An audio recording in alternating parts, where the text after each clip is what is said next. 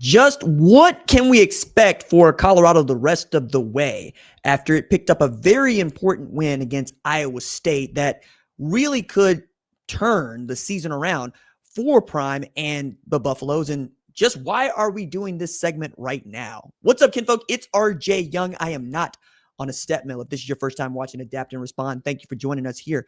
We talk college football year round. If you're into that, go ahead and hit that subscribe button, like this video, and answer the question in the comments below. Are you excited about what Colorado might be able to do the rest of the way in Big 12 competition after what you saw against Iowa State on Saturday night? And why indeed are we doing this segment now? Well, it's because I be paying attention to y'all. See this? It's covered up my whole face.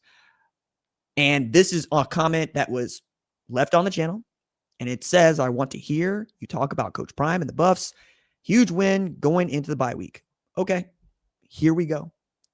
This is really important for Prime, really important for the Buffs. It's an emotional week, as there have been, for me, far too many emotional weeks for Colorado around Coach Prime's health. Had blood clots removed. It's a hereditary issue that stems from his family, and he had blood clots before he had cancer, and then he got blood clots again. He could not really walk around without pain against Texas Christian when they lost that game, and then you got Iowa State coming to Folsom as a top 25 program, but I thought a paper top 25 program. It was a team that had really great wins, but also sustained a bunch of injuries over the last few weeks. Last week, they were down 16 players in a game they lost to Cincinnati, but still remain top 25 program. And they're down their top two cornerbacks. Rocco Beck still is one of the best quarterbacks that nobody gives a damn about in college football. And Robert Livingston's defense did a pretty good job of trying to keep him in check. But I think more than anything else, we were all very much surprised for good reason with Caden Salter's performance. 16-25 for 255 in that. And again, 24-17 win against Iowa State, who's got a number next to their name, who came to Folsom Field, is tremendous going into a bye week where you're going to play a Utah team that feels like it is once again found its mojo with Devin Dampier, and its only losses to Texas Tech, who is 6-0 and a top 10 team. It's going to be important for Colorado to take that game pretty damn seriously. And if they can win it, we will start to say really good things about Colorado, who is just only 1-3 in Big 12 competition so far. But it's also really important for us to take into account that this team has just now begun to play the kind of football we thought it was capable of playing at the jump. Seeing how the offensive line has continued to gel, seeing that the run game has not regressed, it's continued to get better, which is saying not a lot, because they were dead last in rushing yards per game last year, 136 out of 136. But to see the wide receivers making their moves and coming along is also, I think, important, because Caden Salter can only do so much. And when he's able to throw the ball in rhythm, he looks best. But that's most college football quarterbacks. I think for Prime, it was nice to hear that he had something nice to say about himself and about the team following. And it's not as if he doesn't want to say nice things. He's just going to tell you the truth. And the last few outings have not felt good for him. And he's going, I don't understand what I've seen on the football field in the loss against Houston, the loss against Texas Christian.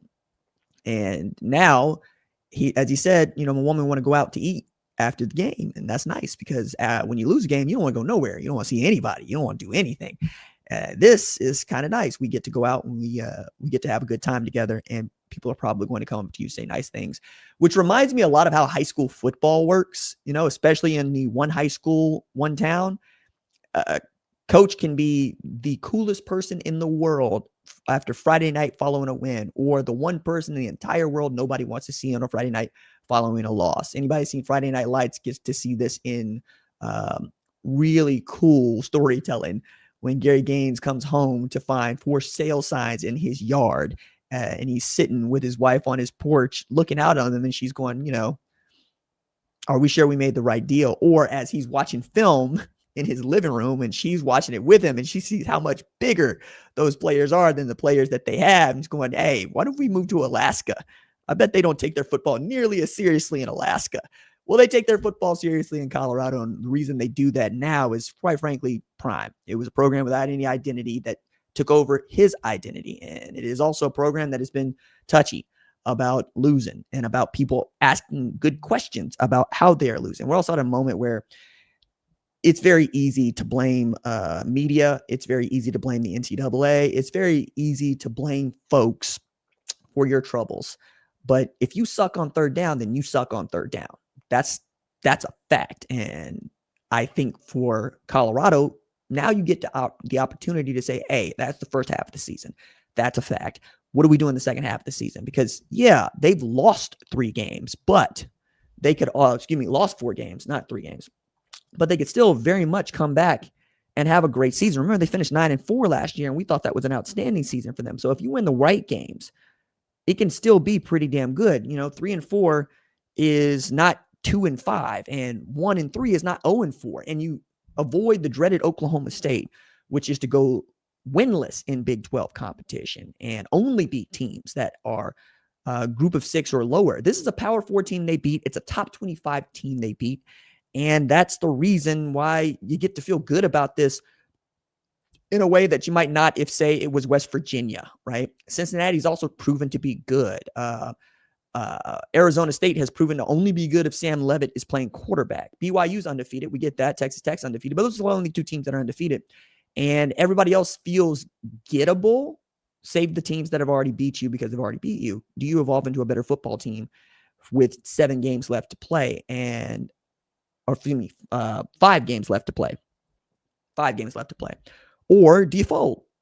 And I don't think this team is going to fold, but I do think getting to 6 wins is going to be a tremendous win for this team, given how it started, right? I believe they did not really have the firepower to make the college football playoff, even as that's what Prime is still trying to do at Colorado. Now you get to finish the season with Caden Salter as your quarterback. You're probably going to go into 2026 with Julian Lewis as your starter. And hopefully you continue to develop these outstanding skill players that you have. You can always go get wide receivers. You can always go get running backs. But the fact is they use them at Colorado. And perhaps there is a player or 3 or 8 in the portal that can help you with this. But you're also coming up on the draft eligible year for Jordan Seaton. So it feels like next year you need to get the most out of this football team with Julian Lewis going into what we think is going to be his first year as a starter and Jordan Seaton going into his year of draft eligibility. You're going to basically be back in the same position you were in 2024 with Travis Hunter and Shedeur Sanders. And we will expect you to be good. We will expect you to play well. So there it is. Me answering perhaps a mailbag question in this segment.